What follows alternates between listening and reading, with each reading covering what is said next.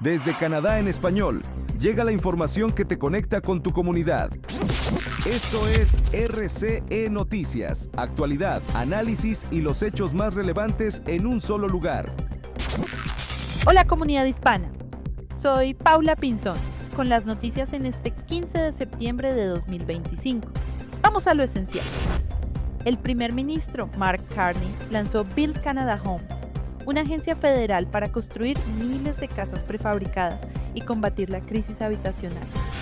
El primer ministro Mark Carney confirmó una promesa electoral al anunciar este domingo la creación de una nueva agencia federal llamada Build Canada Homes, diseñada para combatir la crisis de vivienda asequible mediante la construcción de miles de casas prefabricadas. La nueva agencia comenzará operaciones el próximo año con una inversión inicial de $13,000 millones y utilizará terrenos públicos federales para acelerar la construcción de viviendas asequibles. El plan es ambicioso: construir 4,000 casas durante el primer año en 6 ciudades canadienses, incluyendo Dartmouth en Nueva Escocia, Toronto y Edmonton. La construcción comenzará en 2026 utilizando el método de casas modulares o prefabricadas. Por su parte, Build Canada Homes ofrecerá incentivos financieros flexibles para atraer capital privado y reducir los costos iniciales de construcción. El enfoque en casas modulares promete ser más rápido y eficiente que la construcción tradicional. De igual forma, el gobierno destinará $1,000 millones adicionales para viviendas de apoyo y transición dirigidas a canadienses sin hogar, una medida que los expertos consideran crucial para las comunidades que luchan contra la falta de vivienda. Los críticos califican esta iniciativa como una nueva capa de burocracia gubernamental, pero Carney defiende que la experiencia del sector privado de su equipo será clave para desbloquear finalmente el cambio que necesitan los canadienses. La construcción modular presenta desafíos logísticos, especialmente en el transporte de las estructuras. Los constructores señalan que mantener distancias cortas entre las fábricas y los sitios de instalación será fundamental para que el proyecto sea costo efectivo. Este anuncio llega en un momento crucial para Carney, quien enfrenta presiones para demostrar resultados concretos antes del regreso del Parlamento y la presentación de su presupuesto en octubre, que promete incluir recortes significativos al gasto público.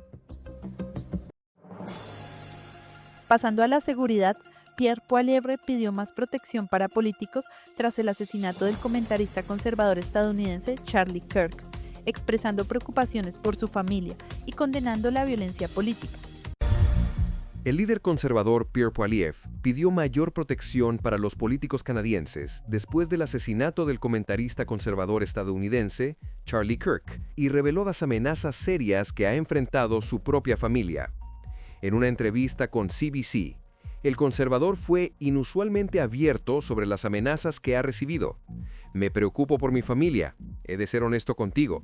Hemos tenido amenazas muy serias hasta el punto donde la policía montada decidió que merecía protección para mi familia y para mí durante un periodo prolongado, declaró.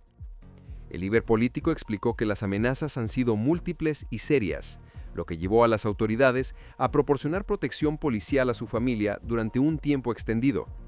Poilievre argumentó que los líderes políticos y ministros que enfrenten amenazas basadas en evaluaciones de la policía montada deberían recibir protección para evitar que algo como lo ocurrido con Kirk suceda en Canadá. De igual forma, el político aclaró que no está criticando al gobierno actual, sino que considera que el riesgo es real y se debe hacer todo lo posible para reducirlo. Durante la entrevista, Poilievre también abordó temas de política pública, incluyendo energía e inmigración. Cuando se le preguntó sobre el cambio climático, respondió que está decepcionado con el enfoque muy problemático del gobierno liberal, que ha sido aumentar los costos energéticos y bloquear proyectos que ayudarían al medio ambiente. Al preguntársele directamente si es ambientalista, Poilievre respondió: «Claro, puedes llamarme como quieras». El líder conservador también sugirió que Canadá podría cumplir con las metas de reducción de emisiones si recibiera crédito por ayudar a reducir las emisiones de otros países, aunque grupos ambientalistas señalan que así no funciona el sistema global de emisiones. Y en comercio, Canadá mostró interés en el Plan México y solicitó una agenda común para impulsar el TEMEC, fortaleciendo lazos bilaterales en un contexto de tensiones con Estados Unidos. El gobierno canadiense expresó interés en el Plan México que encabeza la presidenta Claudia Sheinbaum y solicitó fortalecer una agenda estratégica común que impulse el TMEC, el nearshoring y la cooperación energética, sectores en los que las dos naciones pueden complementarse, informó la Confederación Patronal de la República Mexicana, Coparmex. En el encuentro con fabricantes y exportadores de Canadá, se destacó la importancia de fortalecer alianzas entre fabricantes de ambos países y la urgencia de proteger el TMEC frente a los aranceles impuestos por Estados Unidos. La Coparmex mencionó que la Cámara Canadiense de Comercio, centrada en la revisión del TMEC y en la promoción de nuevas oportunidades de comercio e inversiones entre ambos países, manifestó interés en realizar misiones comerciales conjuntas, diversificar el intercambio y aprovechar el Tratado Trilateral y el Plan México como plataformas para consolidar la región norteamericana. A continuación, aumentan las solicitudes de asilo de la comunidad LGBT de Estados Unidos en Canadá, impulsadas por políticas restrictivas en Estados Unidos, con organizaciones reportando un incremento significativo. Tras huir de su natal Marruecos y luego de Turquía, donde enfrentó represalias, Rahma Eslouani ahora vive como refugiada en Canadá, abiertamente como mujer homosexual. La encontramos en su barrio favorito, en el centro de Toronto. Estamos en Church Village. Se puede respirar la libertad. Ser parte de la comunidad LGBT me llena de orgullo. Siento que estoy en casa, que estoy con una familia real. Y estoy muy orgullosa de que este año voy a celebrar mi primer Pride. Espero que sí. Estoy muy feliz por eso. Debido a la persecución que enfrentan ellos o sus seres queridos, pocos refugiados LGBTIQ+ se atreven a hablar públicamente. Vivía con miedo constante de salir, miedo constante de ser yo misma, de llegar a un lugar donde tal vez no sobreviviría. Enfrenté violencia, persecución, discriminación y lo peor, fui encarcelada por mi identidad sexual. Para apoyar su solicitud de asilo, Rahma recibió ayuda de la organización Rainbow Great Road. Este es un mapa del mundo que usamos a veces para visualizar los países en los que trabajamos. Este año ya hemos recibido unas 8.500 solicitudes de ayuda. Hay 60 países que criminalizan las relaciones entre personas del mismo sexo, pero también hay otros con altos niveles de violencia comunitaria, incluso si existe cierta protección legal. Única en Canadá, esta ONG está acreditada por el gobierno para patrocinar solicitudes de asilo de personas extranjeras perseguidas por su orientación sexual o identidad de género. ¿Cuántas solicitudes hemos recibido este año desde Afganistán? Hemos recibido 546 casos de Afganistán hasta ahora. Ya saturados por solicitudes de países conservadores, Devon y su equipo ahora se preocupan por el retroceso en los derechos de la comunidad LGBTIQ+, mucho más cerca de casa, al otro lado de la frontera, en Estados Unidos. Nos preocupa mucho el panorama actual. Bajo esta administración hemos visto un retroceso en el acceso al apoyo para refugiados, además de un sentimiento anti-LGBTQI cada vez más preocupante y restricciones en derechos. Las solicitudes de ayuda han aumentado significativamente. La ONG afirma que en junio de 2025, las solicitudes de ayuda desde Estados Unidos se multiplicaron por 10 respecto al año anterior. Canadá ya había visto a mujeres embarazadas cruzar la frontera para abortar tras la decisión de la Corte Suprema de Estados Unidos que redujo sus derechos. Ahora, la comunidad LGBTIQ+ también enfrenta mayores dificultades en ciertos estados. Para nosotros, el Pride es una protesta, es un recordatorio de que hay muchas personas LGBTIQ en el mundo que no pueden celebrar. Kojo Modest dirige el Festival del Orgullo en Toronto, uno de los más grandes del mundo. El evento tiene un presupuesto de $5 millones, 2/3 financiados por patrocinadores privados. Algunos de sus mayores donantes estadounidenses, incluido el gigante tecnológico Google, retiraron su apoyo este año. Eso manda el mensaje de que no eran genuinos, que no estaban aquí porque les importara nuestra comunidad, que no les importa la diversidad, la equidad ni la inclusión. Cada año se pierde 1 o 2 patrocinadores, pero no esperábamos un golpe tan fuerte este año.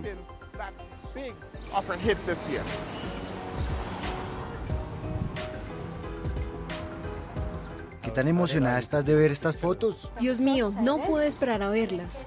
A pocos kilómetros del centro de Toronto, el profesor Ahmed Hamila inaugura una exposición fotográfica sobre refugiados y solicitantes de asilo en Canadá. Sentí la necesidad de retratar a alguien seguro, cómodo con quien es, que no se presenta como víctima, etc. Ahmed afirma que, aunque Canadá sigue siendo un refugio para solicitantes de asilo, el país está siendo cada vez más influenciado por la ideología de extrema derecha proveniente de Estados Unidos. Este auge del discurso reaccionario no es exclusivo de Estados Unidos. Son redes organizadas a nivel mundial. Lo vemos en varios países de Europa, pero también en Canadá. Un ejemplo claro fueron las marchas antitrans que se realizaron el año pasado en varias ciudades canadienses. Estos movimientos no se limitan solo a Estados Unidos. En 2024, la ONG Rainbow Railroad recibió más de 13.000 solicitudes de ayuda desde todo el mundo. 2.800 de esos casos provinieron de Estados Unidos. Este año, por primera vez, algunos abogados de inmigración en Canadá han aceptado defender solicitudes de asilo de ciudadanos estadounidenses trans, argumentando persecución estatal.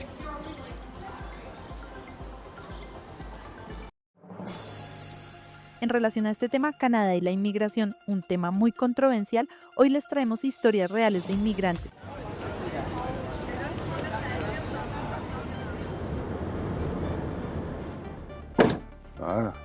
Franz André huyó de la dictadura de François Duvalier en Haití en los años 60 y se trasladó a Canadá para seguir una carrera en marketing. Hola, ¿cómo estás? Ahora, como jubilado, defiende los derechos de los migrantes y personas sin papeles. Ahí está el señor Franz. ¿Cómo estás? ¿Todo bien? ¿Estás bien? Estoy bien. ¿Y tú? Estoy bien, como puedes imaginar. Ah, estamos en plena acción. En esta iglesia convertida en refugio, Kicha Estimé, también de origen haitiano, ve llegar cada vez más migrantes de su comunidad a Canadá. Este es el piso de los hombres. Ellos se quedan aquí por algunos días durante su transición de 1 a 3 meses. Hay unas 30 personas aquí. ¿Está bien si sigo?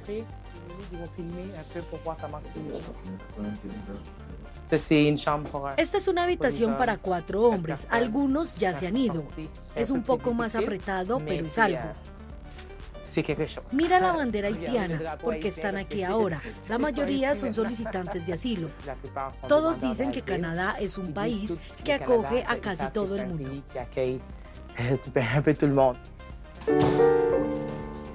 La reputación de Canadá como país que acoge a los migrantes está cambiando. El país ha endurecido significativamente su política migratoria y los haitianos que huyen de la represión de Donald Trump al otro lado de la frontera están pagando el precio. Es muy importante entender que lo que hago es trabajo voluntario, lo que llamamos representación no remunerada. Así que hay ciertas cosas que puedo hacer que un abogado no puede hacer, como por ejemplo, las discusiones que vamos a tener. Este padre llegó solo desde Estados Unidos hace 3 días. Estaba allí bajo el estatus de protección temporal, otorgado a los haitianos tras el terremoto de 2010. ¿Recibiste alguna carta o aviso diciendo que tu TPS había expirado? Sí, mi permiso. Me dieron esto para el 3 de agosto. Ah, ok. Está vencido. Según el Departamento de Seguridad Nacional de Estados Unidos, hay aproximadamente 350.000 haitianos en Estados Unidos, bajo estatus de protección temporal. La Casa Blanca quiere que regresen a Haití, a pesar de que la isla se considera extremadamente insegura, incluso según la propia escala de inseguridad del gobierno estadounidense. La presión es tan grande, no puedo soportarlo. El ICE estaba en todas partes. Yo viví en Florida. ¿Sabes cómo es Florida? Sí.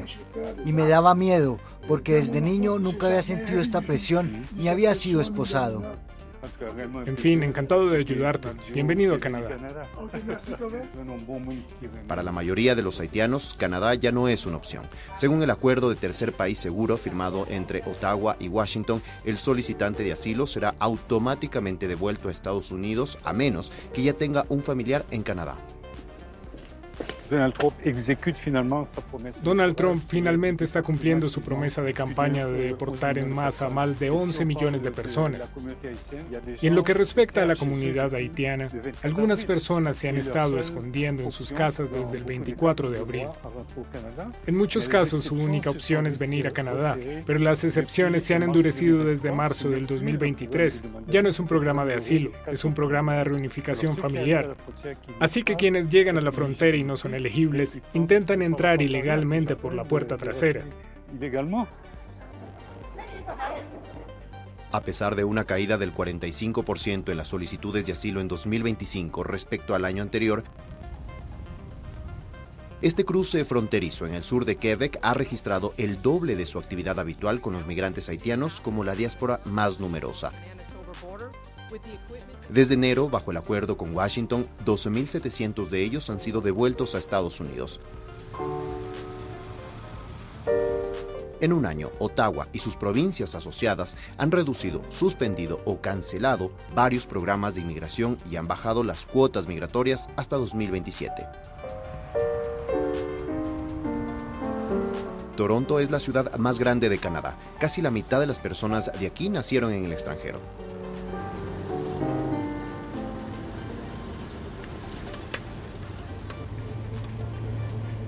La vida en Toronto es muy cara en este momento, no es asequible.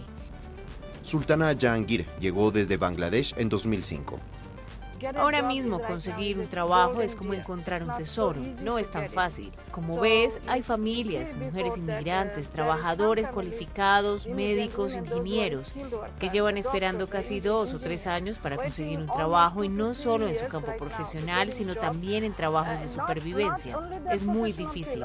El sector del comercio minorista y el de la comida rápida han perdido muchos puestos de trabajo. Desde Scarborough, un suburbio obrero de Toronto, Sultana dirige un programa de apoyo para mujeres del sur de Asia, región de donde proviene la mayoría de los inmigrantes de este lugar. Hola, Yuma. Hola. ¿Cómo estás? Bien, bien. Vine a recogerte para ir al trabajo. ¿Cómo están los niños? ¿Están bien? Hola, niños, ¿cómo están? Como en Montreal y Vancouver, la tasa de ocupación de viviendas en Toronto está cerca del 100%. Las personas a menudo deben gastar la mitad del salario o más en alquiler.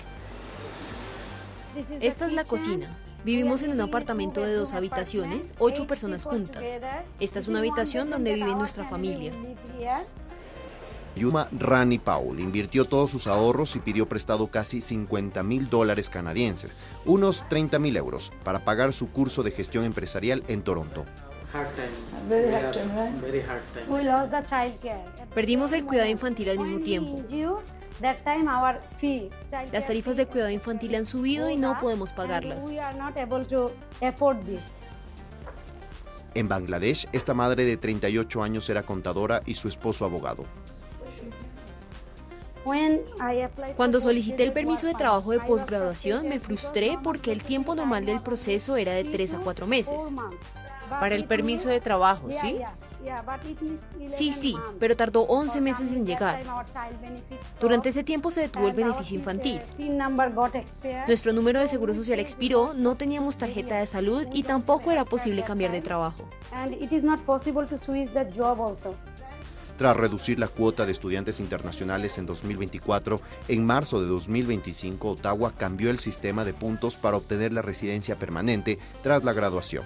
Como resultado, decenas de miles de estudiantes que habían venido a vivir a Canadá tuvieron que marcharse. Su experiencia y educación deberían ser reconocidas en el mercado laboral canadiense. Ya han gastado todos sus ahorros para venir a Canadá. Ahora estamos creando una situación donde les decimos, no los necesitamos, regresen a su país. Pero ya han perdido todo su dinero, todo. Así que volver no es posible para ellos. De regreso en su oficina, Sultana dirige su taller semanal. Algunas de nosotras aún somos un poco tímidas. Estoy ayudándolas a superar esa timidez. Dos cosas que siempre digo: la timidez, el miedo y la tristeza no son buenos para tu éxito en Canadá. ¿Hay hombres aquí? No, todas somos mujeres, así que somos la proporción más fuerte del mundo. ¿Ok? Trabajaremos juntas.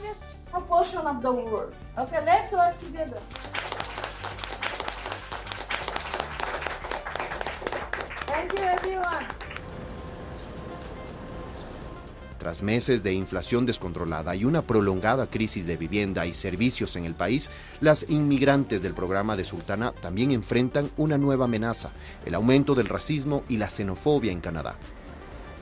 Definitivamente ha habido un aumento del odio, especialmente hacia los surasiáticos y en particular hacia personas que podrían identificarse como indias. Ha habido un auge en línea, de hecho tengo un video. Es solo un evento cultural específico, tienen permisos y todo, lo están haciendo legalmente. Y en los comentarios es simplemente, aquí mismo, imaginen el dolor, su cultura es difícil de digerir para los demás. Ha habido ferias culturales europeas aquí, ¿recuerdas la de los griegos? Y hacen lo mismo, bailan y ponen bueno, lo aceptamos, ¿sí? Pero aquí están haciendo exactamente lo mismo. Si podemos aceptar otras culturas, ellos también deberían poder aceptarnos. Las comunidades asiáticas son especialmente blanco de ataques y objeto de campañas ampliamente difundidas en las redes sociales.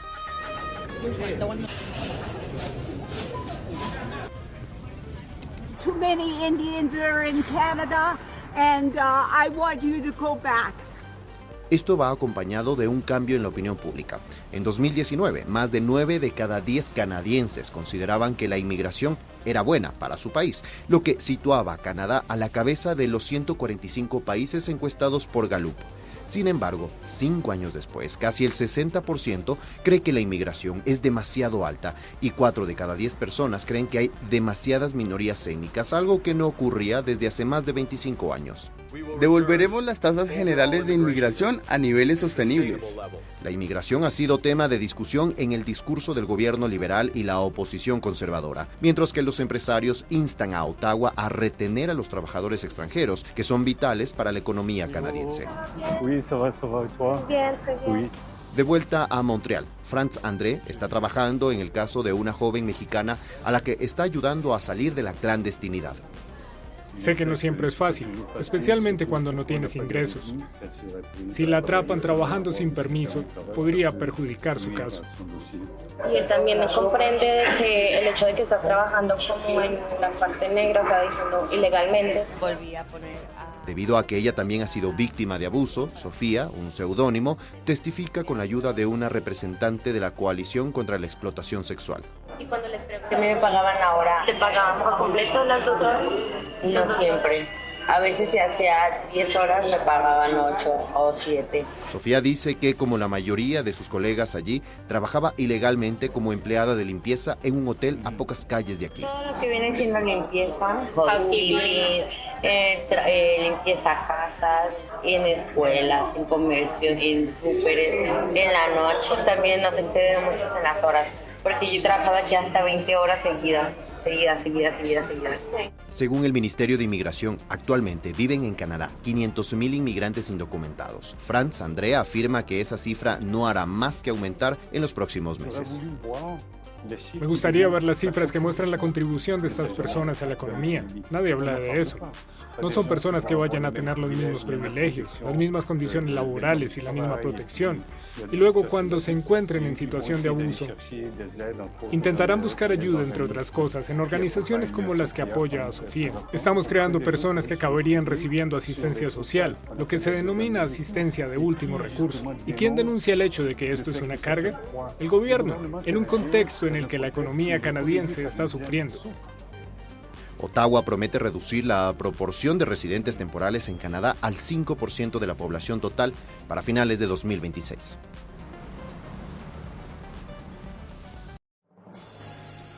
Gracias por su compañía, queridos hispanos. Un saludo a Carlos Mendoza de Winnipeg, en la provincia de Manitoba, de la comunidad chilena, por su respaldo fiel. Soy Paula Pinzón, nos vemos mañana. Hasta la próxima. Suscríbete, dale like y comparte, porque la información no se detiene y nosotros tampoco. Esto fue Reportes de Canadá en español. Gracias por informarte con nosotros.